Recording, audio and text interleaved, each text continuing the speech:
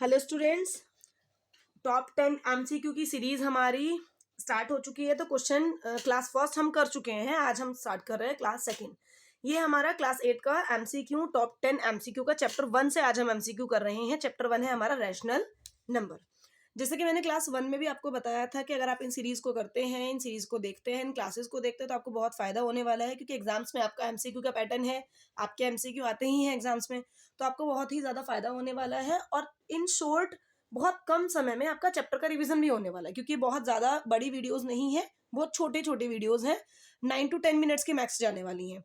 तो देखिए first question है हमारा, एन इंटीजर कैन बी। एक इंटीजर आपका क्या होता है? ऑप्शन फर्स्ट है कैसा हो सकता है? ओनली पॉजिटिव होता है, only negative, both positive and negative, none of these. अब देखिए इसके लिए आपको पता होना चाहिए कि इंटीजर हमारा होता क्या है। तो जैसे कि मैंने आपसे बोला, साथ के साथ आप इस तरीके से एमसीक्यू करने वाले हैं कि आपका पूरा चैप्टर का रिवीजन हो जाएगा साथ के साथ। तो चलिए सबसे पहले आपको पता है इंटीजर हमारा होता क्या है। देखिए जो भी नंबर्स हमारे नंबर लाइन पर इस तरीके से रिप्रेजेंट होते हैं उन्हें हम इंटीजर्स कहते हैं। ठीक है, तो ये जो हमारे नंबर से हमारे इंटीजर्स होते हैं। अब देखिए अगर मैं कहूं क्या इंटीजर सिर्फ पॉजिटिव होते हैं, बिल्कुल नहीं। अगर मैं बोलूं इंटीजर सिर्फ नेगेटिव होते हैं, बिल्कुल नहीं। क्या इंटीजर सिर्फ जीरो होता है? बिल्कुल नहीं। तो इंटीजर्स क्या होते हैं हमारे? Both positive and negative. Integers हमारे कैसे होते हैं? दोनों होते हैं, नेगेटिव भी होते हैं और पॉजिटिव। अब देखिए इससे एक और टॉपिक हमारा क्लियर हो जाएगा साथ के साथ। क्या होल नंबर्स कौन से होते हैं? जो भी जीरो से बड़े बड़े हमारे होते हैं, जीरो से पॉजिटिव साइड, वो हमारे होते हैं सब होल नंबर्स। अगर हम वन से बात करें, वन से सारे बड़े बड़े क्या होते हैं? हमारे नेचुरल नंबर्स। तो इस तरीके से आपके दो नंबर्स, इसमें बहुत सारे नंबर क्लियर हो जाएंगे, लेकिन फिलहाल हम ये दो ही बता रहे हैं। होल नंबर जो जीरो से बड़े होते हैं, नेचुरल नंबर जो हमारे वन से लेकर वन से बड़े बड़े होते हैं, प्लस साइड होते हैं। क्वेश्चन सेकंड है हमारा, क्वेश्चन सेकंड है हमारा, a rational number can be represented in the form of P plus Q, P minus Q, P Q, P upon Q. देखिए जब आपने चैप्टर की स्टार्टिंग करी होगी, चैप्टर का बेस शुरू किया होगा, तो आपने सबसे पहले यही पढ़ा होगा कि रैशनल नंबर्स हमारे क्या होते हैं, जो नंबर्स हमारे पी अपॉन क्यू की फॉर्म में होते हैं उन्हें हम कहते हैं रैशनल नंबर। तो यहाँ से ये चीज तो क्लियर होगी, इस क्वेश्चन का आंसर आपको मिल गया कि रैशनल नंबर किस फॉर्म में होते हैं, किसमें रिप्रेजेंट किए जाते हैं? पी अपॉन क्यू में। अब और देखते हैं इससे, पी अपॉन क्यू में वेयर पी एंड क्यू क्या होता है? हमारे इंटीजर्स होते हैं। बट जो नीचे वाला होता है, जो डिनोमिनेटर होता है, ये हमारा जीरो के इक्वल नहीं होना चाहिए। Rational numbers P upon Q की फॉर्म में होते हैं, लेकिन जो हमारा क्यू होता है वो हमारा जीरो के इक्वल नहीं होना चाहिए।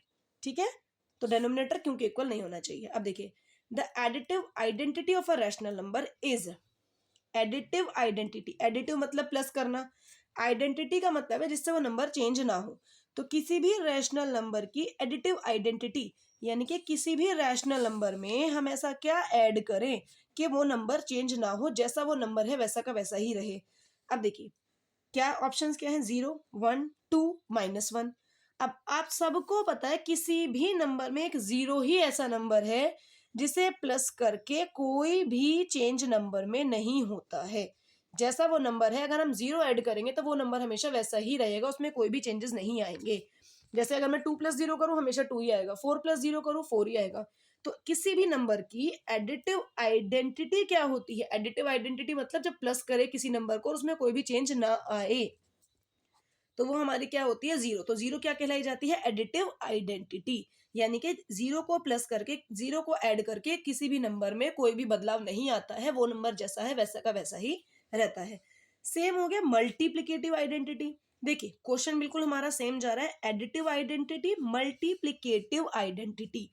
एडिटिव मतलब किसे जोड़े कि नंबर चेंज ना हो, मल्टीप्लिकेटिव आइडेंटिटी मतलब किसकी मल्टीप्लाई करे कि नंबर चेंज ना हो।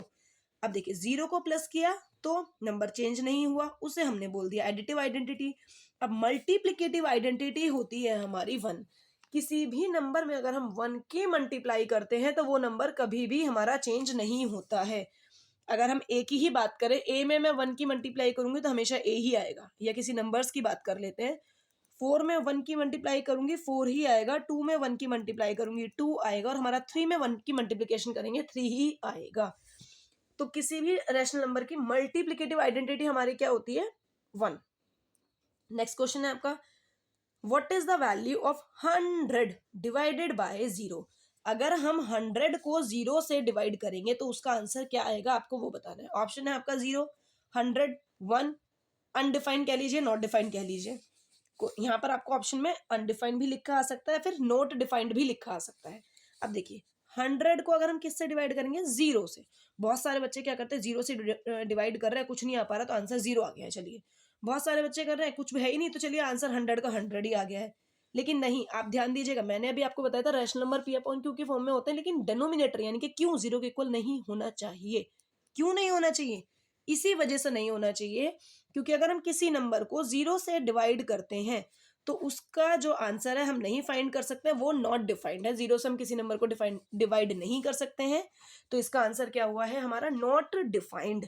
इसी वजह से मैंने आपको रैशनल नंबर में बताया था कि पी अपॉन क्यू की फॉर्म में होते हैं, लेकिन हमारा क्यू इट मीन्स डेनोमिनेटर 0 नहीं होना चाहिए, क्योंकि किसी भी नंबर को आप 0 से डिवाइड अगर करेंगे तो वो नॉट डिफाइंड हो जाएगा, आप उसका आंसर नहीं पता कर पाएंगे, वैल्यू नहीं फाइंड कर पाएंगे।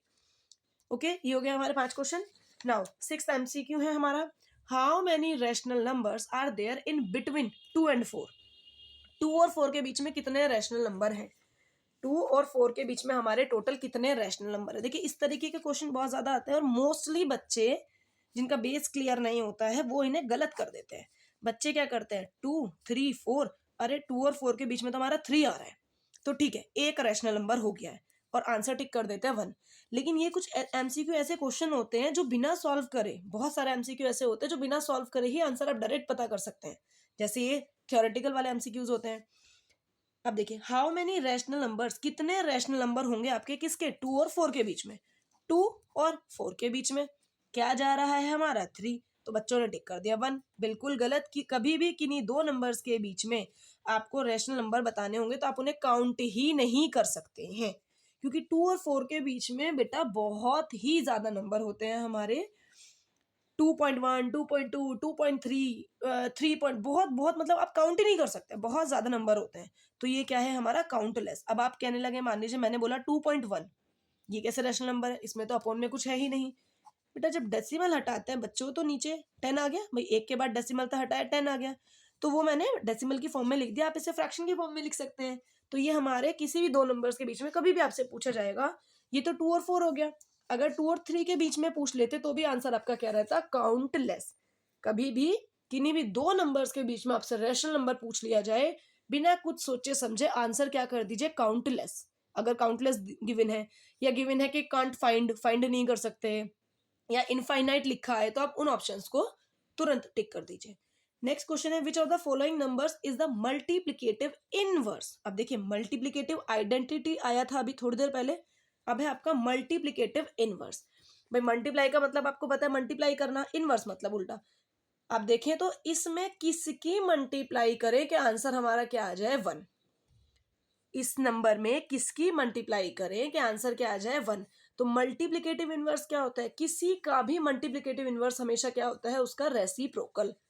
अगर मैं आपसे पूछूं a अपॉन बी का मल्टीप्लिकेटिव इनवर्स क्या होगा, तो बिना कुछ सोचे समझे आप इसका उल्टा कर दीजिए, इस नंबर का मल्टीप्लिकेटिव इनवर्स होगा b अपॉन a, यानी कि अगर हम इनकी मल्टीप्लाई करेंगे तो आंसर क्या आ जाएगा हमेशा 1। b से b कैंसिल, a से a कैंसिल, हमेशा क्या आ जाएगा आंसर हमारा 1। तो किसी भी नंबर का मल्टीप्लिकेटिव इनवर्स क्या होता है, उसका रेसिप्रोकल। ये है हमारा 15 अपॉन 31, तो इसका मल्टीप्लिकेटिव इनवर्स क्या हो जाएगा 31 upon 15, option A is correct. तो मल्टीप्लिकेटिव इनवर्स मतलब ऐसे नंबर की मल्टीप्लाई करने के बाद कोई ऐसा नंबर जिसकी मल्टीप्लाई करने के बाद आंसर हमेशा क्या आ जाए हमारा 1, तो इसका मल्टीप्लिकेटिव इनवर्स क्या होगा, इसका रेसिप्रोकल। 15 अपॉन 31 है तो इसका मल्टीप्लिकेटिव इनवर्स क्या हो गया हमारा 31 अपॉन 15। अगर ये माइनस में होता तो इसका मल्टीप्लिकेटिव इनवर्स क्या हो जाता, माइनस का 31 अपॉन 15। अगर ये माइनस में गिवन होता तो आंसर हमारा माइनस में आ जाता, लेकिन रेसिप्रोकल करना ही पड़ता हमें।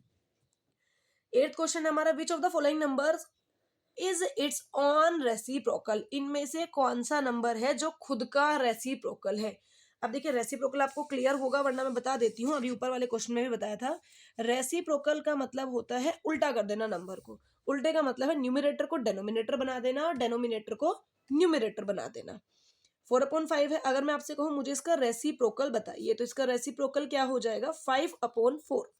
मैंने जस्ट अभी बताया कि न्यूमरेटर को डेनोमिनेटर बना देना और डेनोमिनेटर को न्यूमरेटर बना देना। तो अब वो कह रहा है इनमें से कौन सा नंबर है जो खुद का रेसिप्रोकल है। अब सॉल्व देखिए, वैसे सबको पता होता है, भी इस क्वेश्चन के बाद आपको ये चीज पता ही हो जाएगी, रट जाएगी बिल्कुल, वरना देखिए सॉल्व करके भी मैं आपको बता देती हूँ। 10 है, 10 का अगर मैं रेसिप्रोकल करूंगी, अब बहुत सारे बच्चे सोचते हैं इसमें तो डेनोमिनेटर में कुछ है ही नहीं, कैसे सॉल्व करें। तो जब भी किसी भी नंबर के डेनोमिनेटर में कुछ भी नहीं होता है तो हमेशा 1 होता है। तो 10/1 का रेसिप्रोकल हो गया 1/10। तो 10 का रेसिप्रोकल 1/10, इसका मतलब ये अपने रेसिप्रोकल के इक्वल नहीं है। 0 के अपॉन में कुछ नहीं है तो 0/1, इसका रेसिप्रोकल करूंगी तो 1/0, ये भी अलग आ रहा है। 1/5 का रेसिप्रोकल करूंगी तो 5/1 अलग आ रहा है। ये सिंगल अकेला है 1, 1 का रेसिप्रोकल करा 1/1 यानी कि 1। तो ध्यान दीजिएगा 1 ऐसा नंबर होता है जो हमेशा खुद का रेसिप्रोकल होता है। 1 ऐसा नंबर है जो खुद का रेसिप्रोकल है।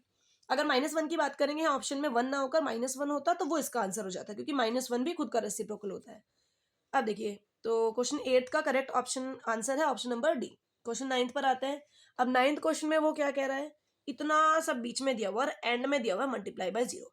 बहुत सारे बच्चे क्या करेंगे, पहले इसकी कैलकुलेशन करेंगे, एलसीएम लेंगे, सॉल्व करेंगे, उसके बाद आगे आंसर बताएंगे। लेकिन सिंपल सी चीज आपको दिख रही है, कुछ भी नंबर है पूरा ब्रैकेट में, तो इसका मतलब जो भी मल्टीप्लाई में 0 के साथ जो भी मल्टीप्लाई में जाएगा वो ये पूरा आ जाएगा। तो सॉल्व करने की हमें जरूरत ही नहीं है, क्योंकि इस सारे के अगर हम 0 से मल्टीप्लाई कर रहे हैं, किसी भी नंबर के अगर हम 0 से मल्टीप्लाई करते हैं तो आंसर हमेशा क्या होता है हमारा 0। द प्रोडक्ट ऑफ ये एंड ये, देखिए लास्ट क्वेश्चन मैंने आप लोग के लिए छोड़ा है, 10th क्वेश्चन का आप लोग मुझे कमेंट बॉक्स में आंसर देंगे।